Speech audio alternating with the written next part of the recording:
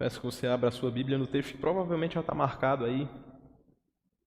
Lucas, capítulo 1, versos 46 ao 56. Todo o cântico de Maria, o Magnificat. Nós vamos ler esse texto. Lucas, capítulo 1, 46 ao 56. Diz assim a palavra do nosso Deus. Então disse Maria: a minha alma engrandece ao Senhor e o meu espírito se alegrou em Deus, meu Salvador, porque contemplou na humildade da sua serva, pois desde agora todas as gerações me considerarão bem-aventurada, porque o Poderoso me fez grandes coisas. Santo é o seu nome. A sua misericórdia vai de geração em geração sobre os que o temem. Agiu com seu braço valorosamente, dispersou os que no coração alimentavam pensamentos soberbos, derribou do seu trono os poderosos e exaltou os humildes, encheu de bens os famintos e despediu vazios os ricos, amparou a Israel, seu servo, a fim de lembrar-se da sua misericórdia, a favor de Abraão e de sua descendência para sempre, como prometera aos nossos pais. Maria permaneceu cerca de 3 meses com Isabel e voltou para casa. Curva sua cabeça, vamos ter mais uma palavra de oração. Santo Deus, estamos diante da Tua palavra e pedimos que o Teu Santo Espírito nos ilumine para que possamos entender esse texto tão precioso, para que possamos perceber o que Ele fala ao nosso coração na noite de hoje. Só te pedimos isso, no nome de Jesus. Amém. Queridos, eu preciso te contar uma história sobre uma mulher que talvez você não conheça. O nome dela é Florence Chadwick. Ela foi uma nadadora. Foi a primeira mulher a conseguir nadar e atravessar o Canal da Mancha nos 2 sentidos, ida e volta, a famosa ida e volta. Uma mulher que enfrentou um desafio ainda maior, tentando nadar da costa da Califórnia até a ilha da Catalina, em junho de 1952. Ela tentou nadar 33 quilômetros. Se você faz um passeio de bicicleta por 33 quilômetros, já é bem cansativo. Imagina nadar 33 quilômetros, mas a história estava muito fácil, nadar 33 quilômetros é besteira. Naquele dia, o mar estava gelado e envolto em um nevoeiro tão denso que ela não conseguia ver os barcos que a cercavam. Foram mais de 15 horas nadando, exausta e desanimada, por não conseguir enxergar o seu objetivo. Então, perto do seu destino final, ela pediu para ser retirada da água. Quando subiu no barco, descobriu que estava a menos de 1 quilômetro da costa. Entenda aí a matemática, ela tinha nadado 32 quilômetros, faltava 1 quilômetro, desistiu no quilômetro 32. Mais tarde, falando com a repórter, ela explicou: não foi a fadiga ou o frio que me fizeram desistir, mas o fato de que eu não conseguia ver o meu destino final. Olha que interessante o que essa mulher relata na sua maratona pelas águas. Às vezes é isso que nos falta. Às vezes, na nossa caminhada, na nossa jornada da fé, muitas vezes parece que o objetivo está distante demais, ou você não enxerga mais os objetivos da sua vida, você não enxerga mais os objetivos da sua caminhada espiritual, e parece que falta algo para dar essa esperança de dizer nada mais 1 quilômetro. Parece que falta algo para dizer assim, continua, segue em frente. E é isso que esse texto que nós lemos vem nos proporcionar. É isso que o cântico de Maria vem fazer conosco hoje aqui. Ele é como uma flecha certeira que acerta o alvo no seu coração, trazendo esperança e mostrando o verdadeiro sentido da adoração. De fato, a gente pode olhar para esse texto, o cântico de Maria, o Magnificat, como uma adoração que vem de fato da alma. Um texto que vem do coração. E se você não sabe muito bem o que está acontecendo aqui, como é que a gente cai de paraquedas no cântico de Maria, ou então, por que Maria estava cantando, eu vou te explicar de maneira muito breve o que estava acontecendo no Evangelho, segundo escreveu Lucas. Se você voltar uma página ou 2 na sua Bíblia, você vai perceber algo muito claro nesse texto. Lucas, aquele que escreve esse Evangelho, ele deixa o propósito da escrita desse livro no verso 4, muito claro, aí o que é que está acontecendo. Lucas 1,4, ele diz, escrevendo a Teófilo, ele diz: para que tenhas plena certeza das verdades em que foste instruído. Se você nunca entendeu por que tem vários evangelhos, cada um deles tem um propósito diferente. Se você olhou para Lucas e não entendia por que Lucas escreve de maneira tão rebuscada, um médico, um doutor escrevendo, ele está aqui dizendo por que ele está fazendo isso. Ele faz isso para que todo aquele que leia, em especial Teófilo, possa ser instruído e ter certeza nessas verdades em que fomos instruídos. Então, se você passa do verso 1 a 4, que dá essa introdução do livro, você vai ver do verso 5 até o verso 25, uma família entrando em cena. Lucas começa a sua narração da vida e obra de Cristo, falando não sobre Cristo de maneira muito clara, mas sobre outra família. Ele fala sobre a família de Zacarias e Isabel. A gente pode lembrar de vários episódios envolvendo essa família, e talvez o nome mais rápido que você lembre seja João Batista. Zacarias, que era um sacerdote, casou-se com Isabel e teve um filho chamado João Batista. Zacarias passou um tempo mudo, você deve lembrar, e aí no meio dessa história aparece um anjo, o anjo Gabriel, que fala para ele que de fato ele vai ser pai. O anjo afirma isso e ele fica inquieto. Se você passa mais um pouco dessa história, você chega no verso 26 até o verso 45, você vê uma segunda família aparecendo aí no Evangelho segundo Lucas. É a família de fato composta por Maria, José e o futuro menino Jesus. Maria era uma moça que não era casada, ainda estava naquele processo que hoje nós chamamos como noivos. Ela estava esperando o seu marido, ela não conhecia nenhum homem, no sentido adulto da coisa, e um anjo aparece para ela, o mesmo anjo que apareceu para Isabel e diz: Maria, você vai ser mãe de um filho, esse vai ser Jesus, o Altíssimo, o Emanuel. E ela questiona o anjo e diz: como isso pode ser se eu nunca tive relações com homens? Mas ela ouve essas palavras e tem alegria no seu peito. Isso acontece até mais ou menos o verso 45. E então, de fato, no verso 46, a gente vê essa história se tornando em algo maravilhoso. Antes que você esqueça, a gente pulou o verso 39 ao 45.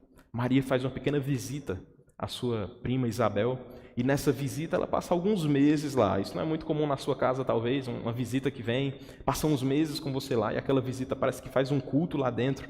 Maria e Isabel começam a louvar, cantar a Deus, a casa se enche de alegria, os vizinhos chegam para ouvir falar sobre o nascimento de João Batista, enfim, muita alegria naquela casa, e as pessoas ficam felizes por isso. Então, nos versos 46 aos 56, a gente chega nessa história, nesse cântico de Maria, um canto que vem do coração, de fato, dessa serva de Deus, e que vai direto ao ponto da adoração. Nós podemos olhar para esse texto hoje pensando em quais são as características de um verdadeiro louvor a Deus.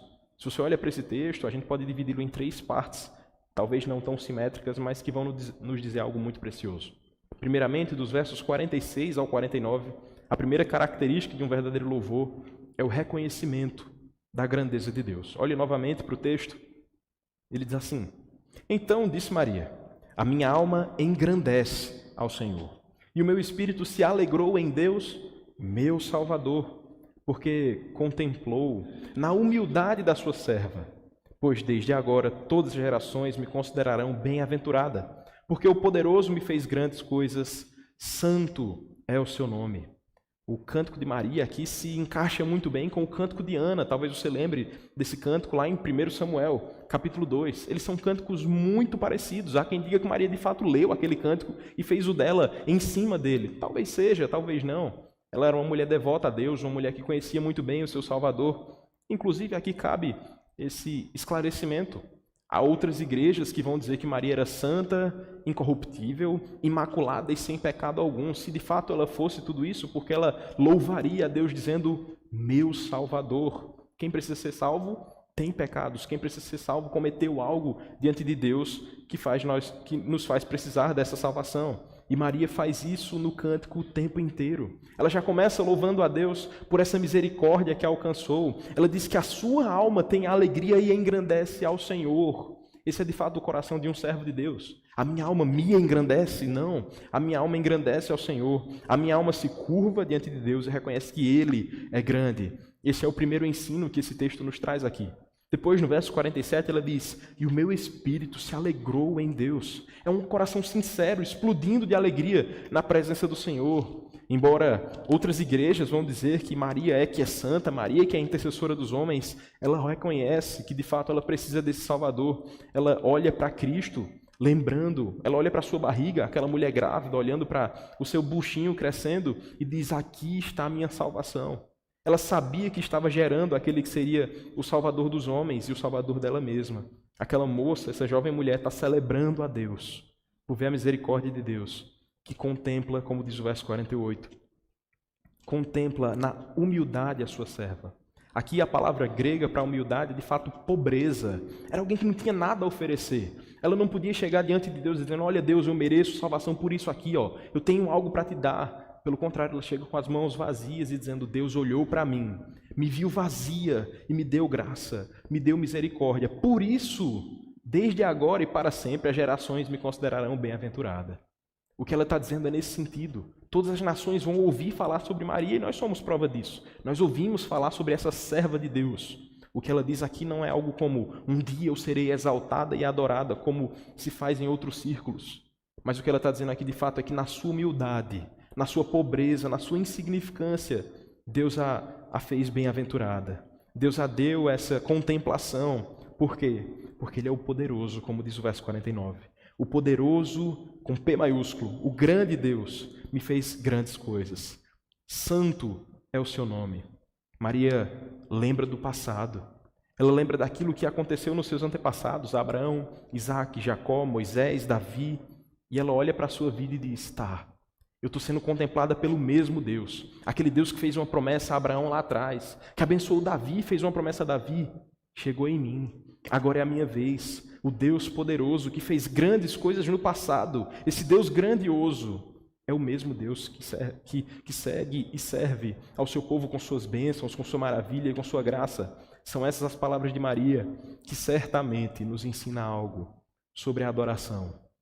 Ela começa reconhecendo a loucura, a grandeza de Deus, eu quis dizer. Eu fui ler aqui e era para dizer o seguinte: sim, aos olhos dos homens parece loucura. Aos olhos dos homens, você imaginar a história de uma mulher que era virgem, mas dá luz a um filho por obra do Espírito Santo. Na boca dos homens, isso parece loucura, mas é a grandeza de Deus.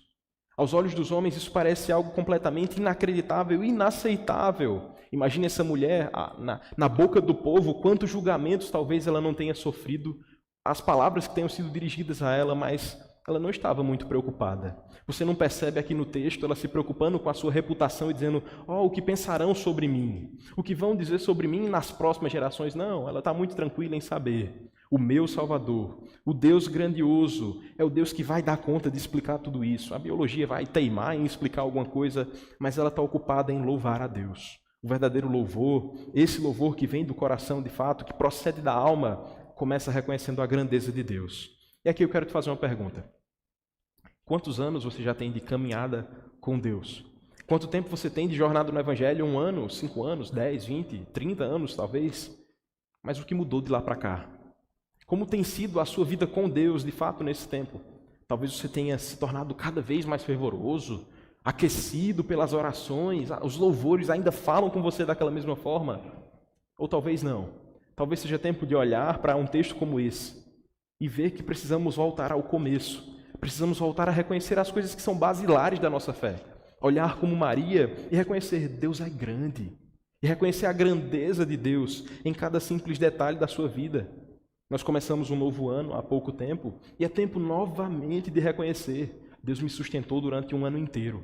Foi 2024, o tempo inteiro, com suas dificuldades, suas lutas, com suas bênçãos, mas na presença de um Deus que é grande, de um Deus que é grandioso. E agora nós temos novamente essa nova meta.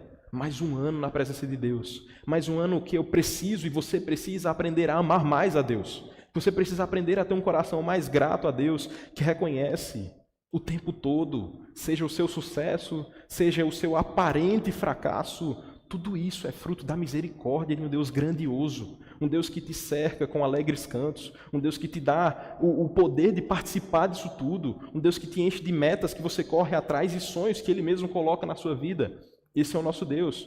Por isso, um louvor sincero, um louvor que de fato vem do coração, ele começa reconhecendo a grandeza de Deus. Agora, esse texto, caminhando, ele vai nos mostrar no verso 50 até o 53, uma segunda característica, depois de reconhecer a grandeza de Deus, a confiança na misericórdia de Deus. Olha o que diz o verso 50 ao 53. A sua misericórdia vai de geração em geração sobre os que o temem. Agiu com o seu braço valorosamente, dispersou os que no coração alimentavam pensamentos soberbos, derribou do seu trono os poderosos e exaltou os humildes, encheu de bens os famintos e despediu vazios os ricos. Olha que precioso esse texto. Maria começa agora a falar da misericórdia de Deus. Você sabe definir misericórdia de uma maneira muito prática? Você sabe explicar para uma criança talvez o que é misericórdia? Misericórdia é você dar a alguém o que ela não merece. Misericórdia é você agir com bondade, com graça, com amabilidade, aquele que não merece essa misericórdia. É assim que Maria se enxerga diante de Deus. Ela olha para Deus, vê a sua grandeza, que ela já comentou, já louvou a Deus sobre essa grandeza e diz: esse Deus é um herói poderoso. Esse Deus é gigantesco, Ele despediu, Ele afastou, Ele separou os inimigos, Ele venceu todos os seus adversários. Quem é que pode cantar esse louvor a Deus? Você pode, meu irmão. Você pode louvar ao Senhor porque o mal desse mundo foi encoberto pela misericórdia de Deus. Sim, esse mundo é assustador, vive atrás de calamidades, notícias ruins o tempo todo. Você já pode acompanhar nos canais, aí nas páginas, sobre a nossa cidade, inclusive. Você pode ver notícias e mais notícias sobre um clima político tenso, em que revoga alguma coisa, depois anuncia outra, e parece que o leão quer devorar todo o povo. Mas, na verdade, você tem um Deus que nos cerca com a sua misericórdia o tempo inteiro.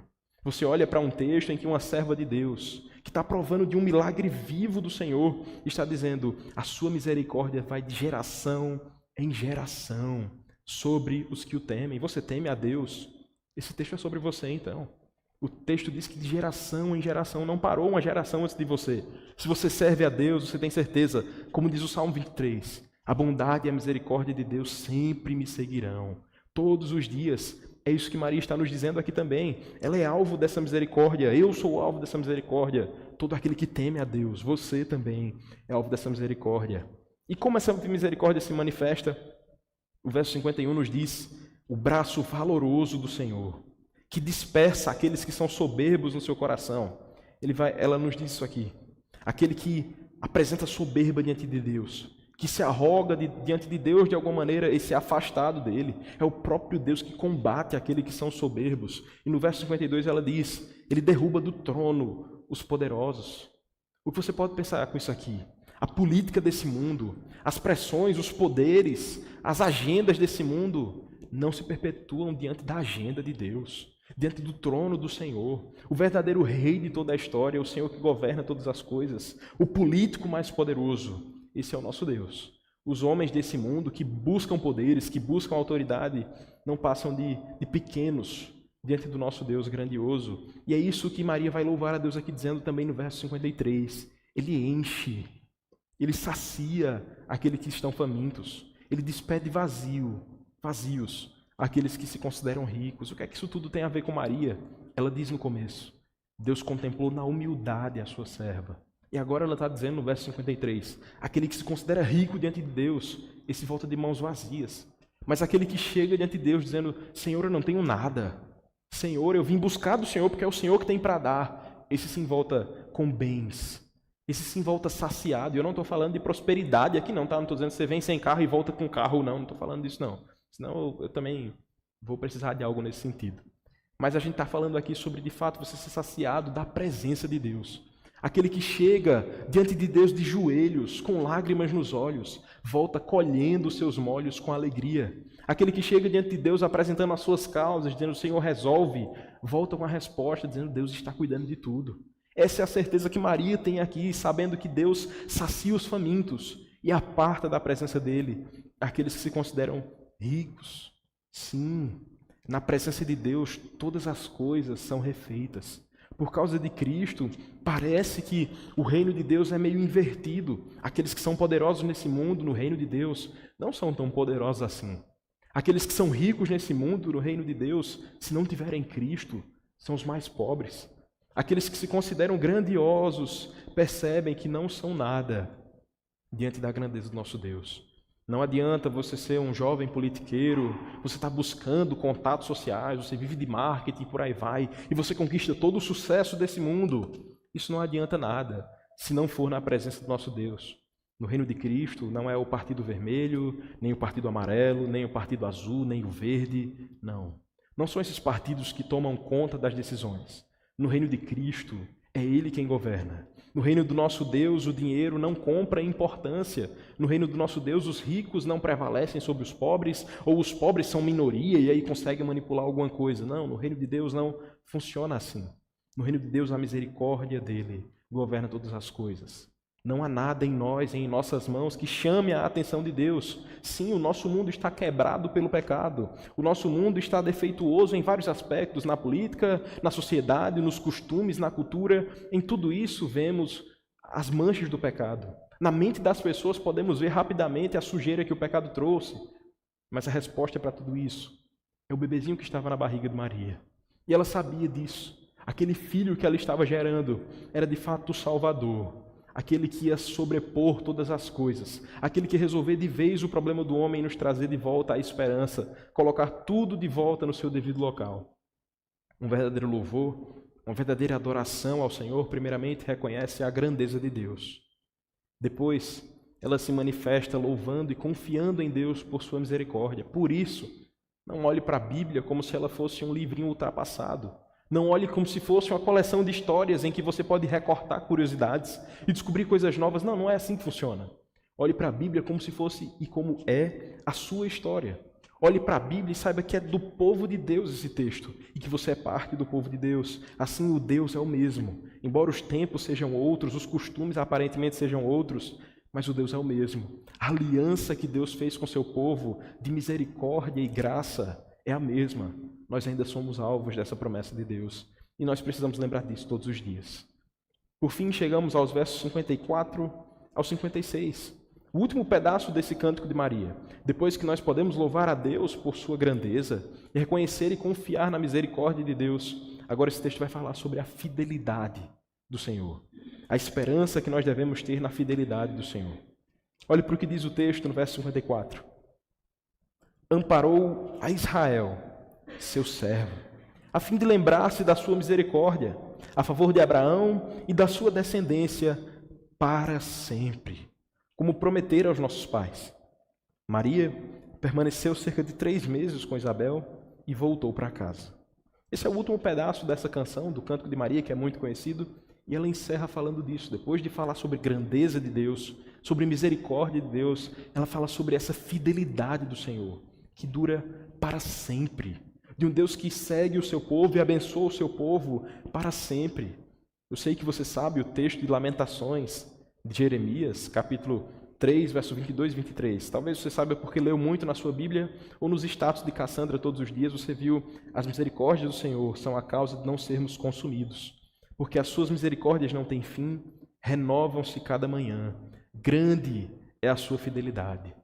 Esse é o Deus de Israel, daqueles tempos, desde Lamentações, desde Abraão, desde Moisés, desde Davi. É o nosso Deus também, é o Deus da nossa igreja, é o Deus da nossa vida, que renova esse amor todos os dias, que derrama da sua bondade e graça, na sua fidelidade todos os dias. E prova disso é só você ver a análise histórica muito breve que Maria faz aqui. A favor de Abraão, no verso 55.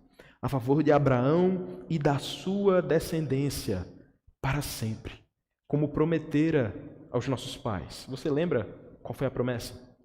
Você lembra o que Deus fez com Abraão? Em Gênesis 12, ele disse assim, Gênesis 12, 2, ele diz: de ti farei uma grande nação, e te abençoarei, e te engrandecerei o nome, se tu uma bênção. E o que foi mais que Deus disse a Abraão? Em Gênesis 15, 5, ele diz: então conduziu até fora e disse: olhe para os céus, conte as estrelas, se é que podes. E ele lhe disse: será assim a tua posteridade. Irmãos, Deus fez promessas a Abraão que ele cumpre até hoje. Os filhos de Abraão estão espalhados por toda a terra, não estão lá só em Israel. Na verdade, há quem diga que lá estão muito menos do que fora de todo mundo. Os filhos de Abraão estão espalhados cumprindo a promessa de Deus. Deus nunca voltou atrás nas suas promessas. Deus nunca quebrou alianças ou promessas que fez com o seu povo. Deus nunca se arrependeu de derramar sua bondade e misericórdia. Maria louva a Deus por isso. Ela percebe a fidelidade de Deus. Ela louva a Deus por saber que Ele é fiel em suas promessas. E nós podemos fazer isso também. Por fim, no verso 56, o texto diz: Maria permaneceu cerca de 3 meses com Isabel e voltou para casa. Uma simples visita, uma visita muito rápida, que passa ali 3 meses na casa de outra pessoa, 2 grávidas conversando, devia ser um enjoa para lá, outro enjoa para cá, mas no meio disso tudo, elas estão cantando a Deus. No meio disso tudo, aquela visita que talvez fosse para atualizar as novidades, e aí saber como é que tá, como é que eu vou ficar daqui a pouco, minha barriga cresce e tal. Aquelas grávidas passam a louvar a Deus. Elas voltam, Maria, no caso, volta para casa, porque Isabel já estava. Maria volta para casa quando João Batista nasce. E ela volta para casa com essa alegria renovada, de saber que ela tem um Deus misericordioso, que ela tem um Deus fiel, que ela tem um Deus grandioso. E como diz em Isaías 7,14, portanto, o Senhor mesmo vos dará um sinal. Eis que a virgem conceberá e dará à luz um filho e lhe chamará Emanuel. Maria, uma judia, uma devota do Senhor, está ouvindo as promessas que ecoavam desde o passado, dizendo: chegou a hora. O meu Deus sempre falou a verdade. O meu Deus nunca decepcionou o seu povo. Aquela promessa que ele fez, que muitos desistiram, que muitos esfriaram da fé, está sendo cumprida. É tempo de olharmos novamente para esse Deus que cumpre as suas promessas. É tempo de olharmos para Cristo, ver o Deus que acode os necessitados. E aqui eu não estou dizendo que ele é o Deus das minorias ou algo do tipo, como você pode ter visto recentemente num vídeo que viralizou na internet. Mas é tempo de nós olharmos e vermos esse Cristo que contempla Maria, uma humilde serva, que contempla José, um humilde servo, que contempla e abençoa Zacarias, João Batista, Isabel, que abençoa a sua igreja. É tempo de nós sermos alimentados e revivermos essa esperança do Evangelho todos os dias. Eu sei, esse é um texto normalmente utilizado na época do Natal. Nós cantamos e dizemos que o Salvador nasceu. Nós cantamos músicas em nossas cantatas que falam sobre Maria e toda essa história. Mas Natal, na verdade, na nossa vida, na vida do crente, é tempo de celebrar o nascimento do Senhor, e isso nós celebramos todos os dias. Por isso, lembre dessa história, lembre desse cântico e não imagine que é simplesmente uma música. Faça desse cântico também a sua oração. Faça desse cântico, de fato, um relembrar de promessas de Deus. Por isso eu te peço que, diante desse texto, nós possamos entender somente uma lição. Esse é o momento em que, normalmente, nos sermões de domingo, a gente chama de aplicações, mas eu não vou levar para esse aspecto, eu só quero que nós possamos pensar em uma lição nesse texto. E ela é muito simples e muito clara, mediante o que nós ouvimos aqui. A nossa vida deve ser vivida para engrandecer o Senhor. Esse cântico de Maria se chama Magnificat. É um cântico que magnifica ao Senhor, que louva a Deus o tempo todo.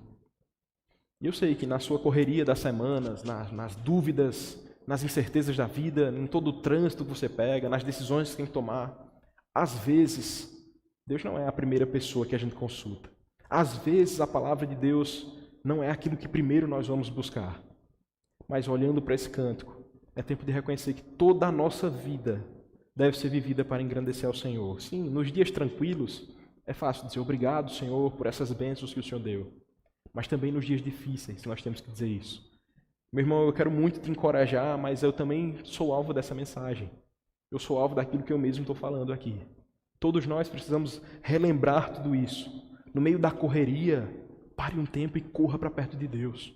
No meio dos seus dias agitados, repouse um pouco a sua mente e lembre de tudo aquilo que o Senhor já te deu. Lembre de tudo aquilo que o Senhor já te disse. Lembre da palavra de Deus. Senão, assim como Florence Chadwick, a nadadora que eu contei no começo do nosso momento devocional aqui, você vai acabar desistindo com 32 quilômetros. Não desista por essas nuvens que aparecem. Não desista pelo frio, pela neblina ou pelo cansaço. Eu não te contei sobre o final da história dela, mas ela diz assim: algumas semanas depois, Florence Chadwick tentou novamente. Dessa vez, o mesmo nevoeiro cobria todo o seu percurso. Mas Florence perseverou e completou a travessia porque disse que mantinha a imagem mental da costa, o seu destino final, na sua mente, mesmo quando não podia vê-la. Nós temos uma motivação muito maior. Aquela moça que conseguiu nadar por 33 quilômetros no nevoeiro, sem conseguir nem ver o seu destino final, só tinha esse objetivo, ela queria se superar, conseguir cumprir aquela prova que ela mesma tinha proposto. Nós somos motivados pelo Deus vivo o tempo todo. Nós somos motivados pelo Cristo que morreu em nosso lugar. Nós temos a esperança viva do Evangelho, que nos perdoa os pecados e diz que no dia em que o Senhor nos recolher, no dia em que a morte enfim nos alcançar, aí sim estaremos bem perto dele. Por isso, não desista, nem com 1 quilômetro, nem com 32. Continue firme, lembrando da grandeza de Deus, das suas misericórdias e da fidelidade de Deus. Assim, nade a sua jornada. Caminhe na sua caminhada do Evangelho. Siga em frente confiando nesse Deus, o Deus que Maria confiou, o Deus que Abraão confiou, o Deus que nós podemos confiar também. Coloque sua vida e seu caminho diante desse Deus. Vamos ter um momento de oração, encerrando. E queria chamar os meninos também do louvor para cantar mais uma canção. Santo Deus, Pai maravilhoso, Pai de infinita bondade e misericórdia, nós te louvamos, Pai, porque o Senhor é grande. Não há outro Deus como o Senhor. Não há um Deus que queira tão bem o seu povo como o Senhor. E nós te louvamos por isso, porque não merecemos, mas somos alvo dia e noite da tua grandeza. Somos alvo dia e noite das tuas misericórdias, e por isso nós temos um coração grato. Porque é misericórdia do Senhor podemos estar aqui, é misericórdia do Senhor podermos estar de portas abertas, louvando ao teu nome, e por isso nós te louvamos, porque a tua fidelidade nos alcançou. A tua fidelidade nos cerca todos os dias, nos segue todos os dias, e por isso nosso coração se alegra.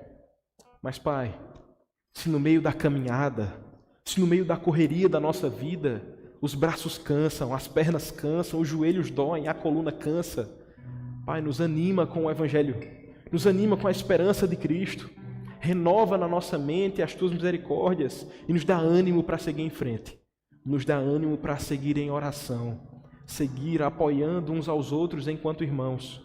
Nos ajuda a viver essa vida como cristãos. É isso que nós te pedimos e te agradecemos no nome de Jesus. Amém.